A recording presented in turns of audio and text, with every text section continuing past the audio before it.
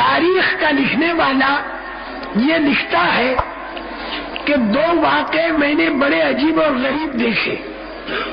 ایک واقعہ تو یہ دیکھا کہ حضرت عمر بن عبدالعزیز رحمۃ اللہ علیہ کی اولاد پر ورثہ بہت کم تقسیم ہوا، لیکن اللہ پاک نے اسی برکت ان کی اولاد کے مال میں کر دی کہ جب کوئی جہاد کے اندر جماعت جاتی تھی تو کوئی بھائی 25 گھوڑے دیتا ہے، کوئی بھائی 50 گھوڑے دیتا ہے.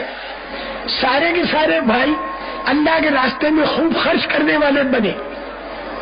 حالانکہ 9 درہم اور 18 درہم ان کے لیے ورثہ چھوٹا تھا، لیکن اللہ نے اتنا خوشحال بنایا اور ان کے مال میں اتنی برکت دے دی.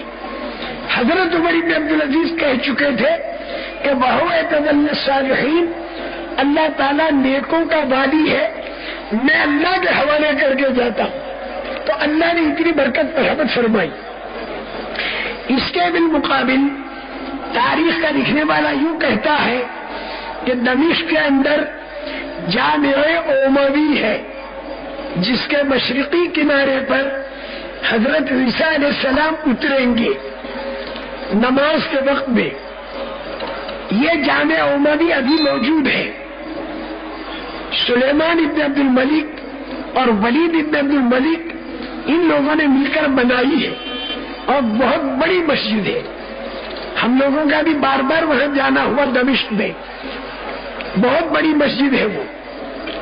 اس کی سیڑھیوں پر سلیمان اور ولید کے پوتے اور پر پوتے اور ان کی بھائیوں کی اولاد 4 پیسے کی بھیک مانگتے ہوئے، تاریخ کا لکھنے والا کہتا ہے کہ میں نے اپنی آنکھوں سے دیکھا. اور وہ لڑکے یوں کہتے تھے کہ میرے دادا نے یہ مسجد بنائی ہے، اللہ کے واسطے مجھے 4 پیسے دے دو. میرے دادا کے بھائی نے مسجد بنائی ہے، اللہ کے واسطے مجھے 2 پیسے دے دو.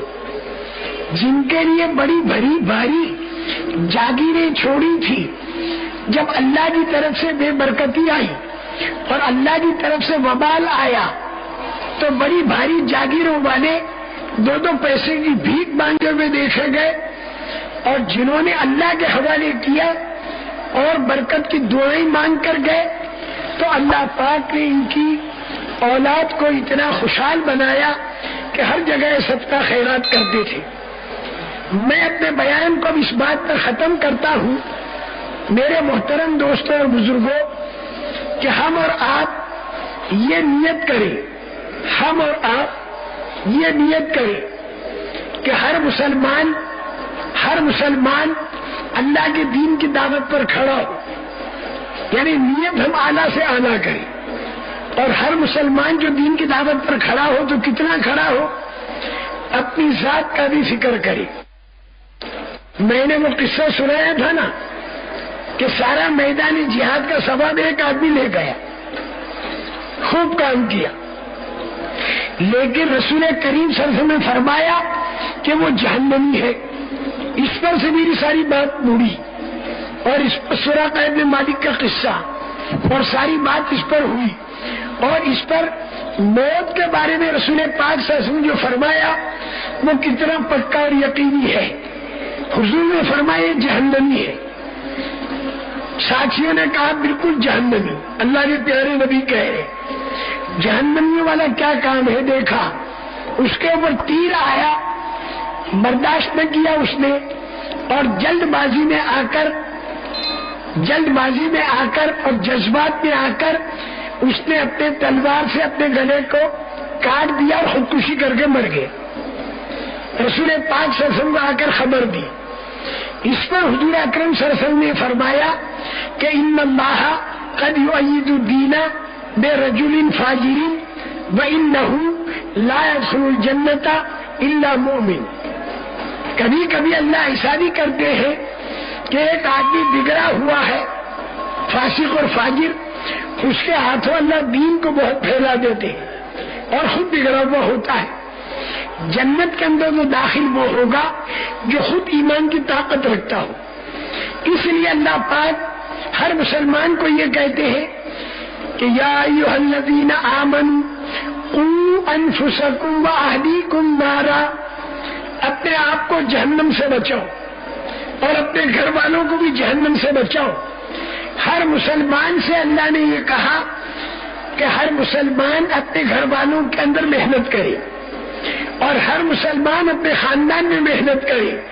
وَأَنذِرْ عَشِيرَتَكَ الْأَقْرَبِينَ، اور ہر مسلمان اب قوم کے اوپر بھی محنت کرے دین کی۔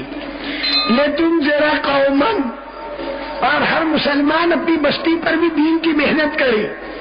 لِتُنذِرَ أُمَّ الْقُرَىٰ، اور ہر مسلمان اپنے بستی کے اطراف میں بھی محنت کرے۔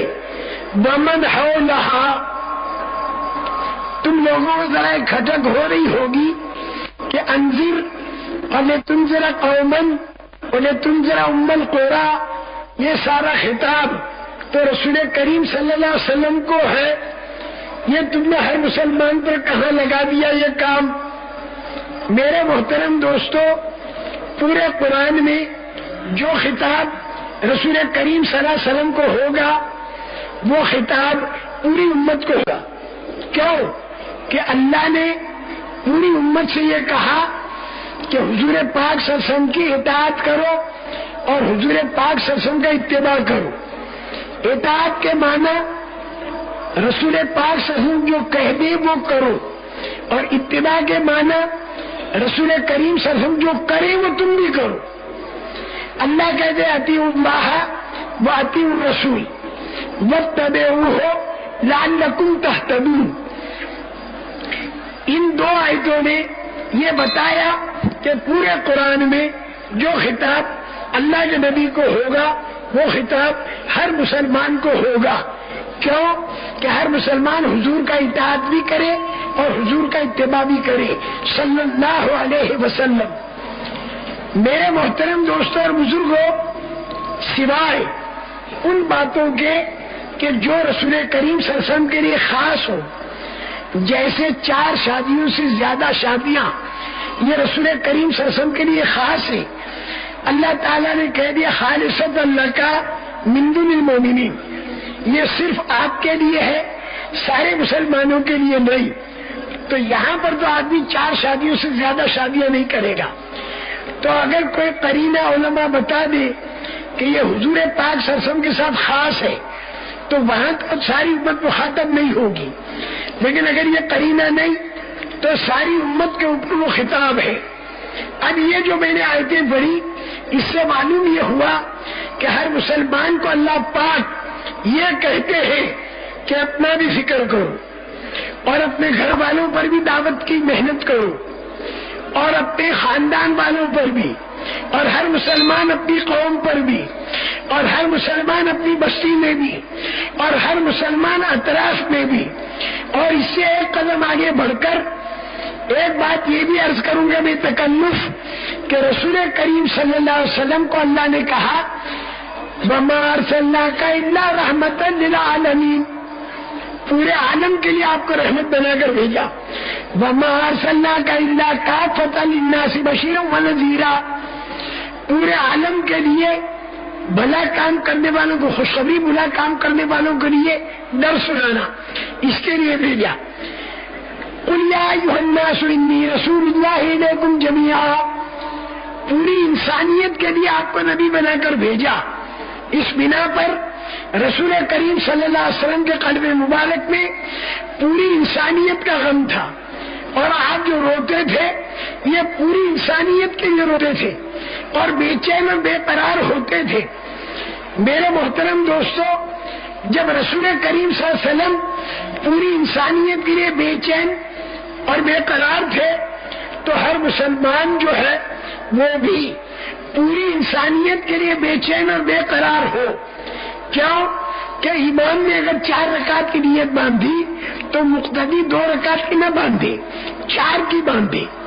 جب رسول کریم صلی اللہ علیہ وسلم کے بارے میں اللہ نے ہم سے کہہ دیا لقد کان لکم فی رسول اللہ اسوۃ حسنہ، بہترین نمونہ نبی کریم صلی اللہ علیہ وسلم کی ذات مبارک ہے۔ جب آپ کو غم اور درد اور بے چینی بے قراری پوری انسانیت پر ہے تو ہر مسلمان کو پوری انسانیت پر بے چینی اور بے قراری ہونی چاہیے۔ اب غور سے سنو، اللہ پاک نے قرآن پاک میں یہ بتایا کہ ہر مسلمان اپنا فکر کرے، ہر مسلمان اپنے گھر والوں کو دعوت دے۔ اسی لیے کہتے ہیں کہ اپنی ذات کے اندر ذکر، تلاوت وغیرہ میں خوب محنت کرے اور گھر کے اندر تعلیم کرے، اور ہر مسلمان اپنے خاندان، اپنا قوم، اپنی بستی پر بھی محنت کرے۔ اس کے لیے مسجد وار جماعتوں کی ترتیب ہے۔ اللہ کرے یہ قابو میں آتی رہے، اور الحمدللہ اللہ آپ حضرات کو نظر بد سے بچاوے۔ پاکستان کے اندر اللہ جزائے خیر دے کہ مسجد وار جماعتوں کا بننا اور اس سے ملکوں کی جماعتوں کا نکلنا، اور پھر اس کی اچھی طرح سے نگرانی کا کرنا، اور ایک ایک چیز کو اپنا کام سمجھ کر کرنا، یہ دولت اللہ پاک نے مرحمت فرمائی۔ جو چیز کھلم کھلا آنکھوں سے دکھائی دیتی ہو اس کا انکار کرنا یہ نعمت کی ناقدری ہے، اس کا انکار نہیں ہو سکتا۔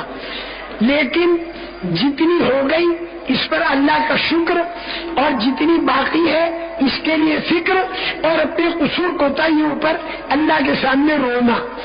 میرے محترم دوستو، یہ میں نے قرآن کی آیتیں پڑھی ہیں، حدیث پڑھتا تو شاید کوئی کہتا ہے یہ موضوع ہے یا یہ ضعیف ہے۔ ہر مسلمان اپنا فکر کرے، خاندان والوں کا، گھر والوں کا، قوم کا، بستی کا، اطراف کا، اور پوری انسانیت کا۔